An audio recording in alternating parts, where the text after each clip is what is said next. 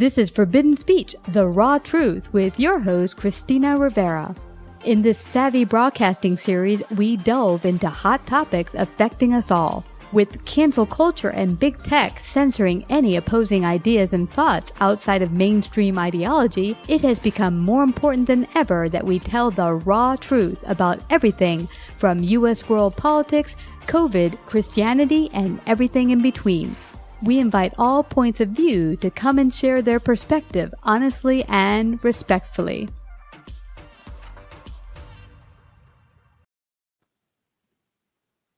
Hi, Karen Hinton. Welcome to Savvy Broadcasting's newest series, Forbidden Speech. And boy, do we have a big one for everyone today. You've written a wonderful new book, which we're going to go into, but you're a journalist, a former press secretary to Andrew Cuomo, and later New York City Mayor Bill de Blasio. And we're going to discuss your latest book, Penis Politics. Quite a risque title. But let's get started. What even prompted you to write your book? Well, what prompted me to write the book, Penis Politics, is I had a brain injury back in 2017. I fell off a treadmill, hit my head on a floor that was as hard as concrete, and had to recover from that for really, I'm still in recovery for many things. But the main problems I had after coming out of the hospital was my inability to speak, to read, and to write, and also just think through problems that I was having and how do I feel about them. And so when it came to a current topic in the news, I would try to figure out, what do I have to say about that? And I didn't know how to do it. I just didn't know how to get my thought processes together. And then time passed, and year after year, and I got better. And I started, I happened to come upon a diary that I had written when I was in high school. And it talked about so many things that had happened to me during that time. And it brought back a lot of great memories and a lot of troubling memories too. And I used that to start writing about them. So I could get back to doing, being a better writer and a better thinker and speaker. And so that's what I did. I started writing the book.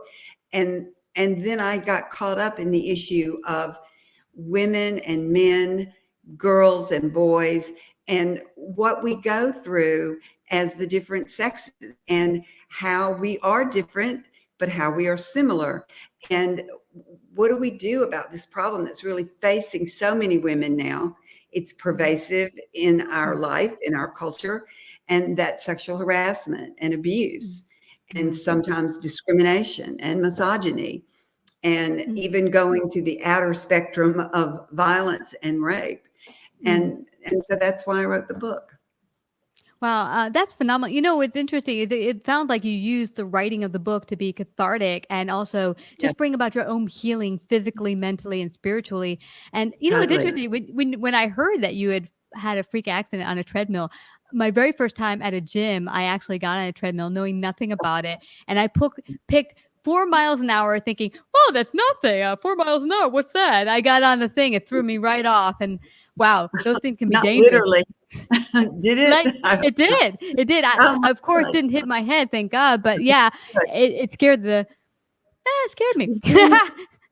Gyms don't do enough to educate their members about their machines in general, but specifically about treadmills. And that's one of the things I've complained about ever since. And then also have protection under the machines, so you can have soft mats. But what if you had a heart attack? What if you had a stroke? What if you know, these are common diseases that we face, especially when we get older. So gyms need to do more. Yes. I like that. Yeah, you mentioned that. It's a good. Well, right now, a couple of times I've gone, they said, "Hey, let's do something." Not going anywhere near that trap. But back to your Back to your book, I'm grateful you wrote it because it does bring to light some of the problems, the disparities between men and women in a very male-centric world. You worked in the newsroom, you worked in the halls of Congress, in a very male-centric, and I myself in boardrooms across America.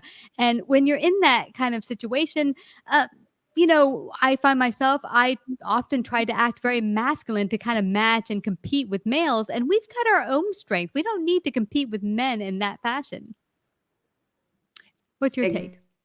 Mhm. Exactly. Yes, that is my take completely. And, I've been thinking about that very question now in the last few weeks. And it really, for me, it comes down to, what do I want from my life? Mhm. And what do I not want from my life? And Mm. let's try to avoid what we don't want, right? And so that's what I think we should do as women is, do Mhm. I really want to talk and act like a Mhm. man? No, that's Mhm. not what I want. I want to be me. I want to be myself. And we all should just grasp onto that theory and hold on to it, because what we are is unique and different, Yeah. women to women, women to men. Mhm. And let's take advantage of that, because within all of that is a talent that could be used for your neighbor, for your boss, or for Mhm. yourself, or for your family. And that's why I think that really is the right way to approach that dynamic between men and women. Yeah, we all have our different strengths, and trying to match up to a male centric, I kind of well, it tired me out. But now let's talk about sexual assault or abuse. It's interesting. One of my very first interviews, way back when I was 20, I went to a company and they interviewed me. I really wanted the job and I didn't get it. And I was really upset. But it's a huge company. I'm not going to mention their name. But I found out there were a lot of, after I didn't get the interview or the job, that there were a lot of complaints of sexual harassment at this place. And so Yes. thank God I didn't get the job. Now, what does a newbie entering into the job market where they might come into contact with sexual abuse of some nature, how do they begin to deal with it, transverse through it? What would be some of your advice on that front? Well, I believe it's a question you should ask of people who know something about the company, who Mm. know someone inside the company, another woman perhaps, um, and ask that question. Also, ask that question of the HR department. I Mm. mean, there's nothing wrong with asking that question. It doesn't mean that you are immediately disbarred from the job. Um, but we should prepare ourselves for any kind of toxic work environment. And if you don't want to be in it, and I think the vast majority of women don't, then it's good to prepare yourself and know what's coming. And if it's not what you want to be part of, then don't take the job. Um, but I also want to encourage women to speak out about any problem they're having in the workforce. There are people who can help you. It could be the HR, maybe not, depending on the dynamics of an HR department. But there's also the EEOC. You can also talk to other women in the job. You can also talk to men who you think will be respectful of you and not use it against you. Also, I think that as time has passed from the 60s and the 70s, when women's rights were largely ignored, to today, when there is at least the Me Too movement out there cheering for women, that there's a growing, it's not done by any means, but there's a growing sense of morality and ethics that's involved here, not just regulations and laws, which are very important. We have to also take on the fact that it's the right thing to do. And how hard is it to do, to show respect and be professional with a woman? Don't you, men love their mothers, so, you want to always show her respect, or most men do. So do the Mhm. same with the women that you work with, the women that you're married to, the women you date, the women you are in school with, the women Mhm. you coach in a sports uh, program. Like in Show your book. respect Yeah. and treat them as humans, not as some sort of object. Yeah. Those are awesome points. And one thing I came to realize is there'll be things said in the non-language. I'd gone on interviews where I said, "So, do you like working here?" to some women working there, the HR, and they'll be like, "Oh yeah, I love it." And you could tell from their body language that not so much. So I would say So listen much. sometimes not only to the asking the questions of HR or other people who work at the company, but also their body language. What are they not telling you in their words? Perhaps maybe they feel stilted and they can't speak out. They feel because they need their paycheck. But now, on the other front, as you mentioned, it's so important that we do speak out if we see something. If one of our coworkers are treated offensively, that we don't just all hush hush, go to the water cooler and say, "Oh, this is horrible. This didn't happen." We need to stand up and feel Right. it's okay. And I think the more we stand up as a unit, meaning not just say, "Oh, let them Yes. deal it," but we come together and say, "We're gonna," like you and your friends did in your book. You came together and approached a person that had done that to your friend. It really makes a difference because now it's not one person doing it; it's a group.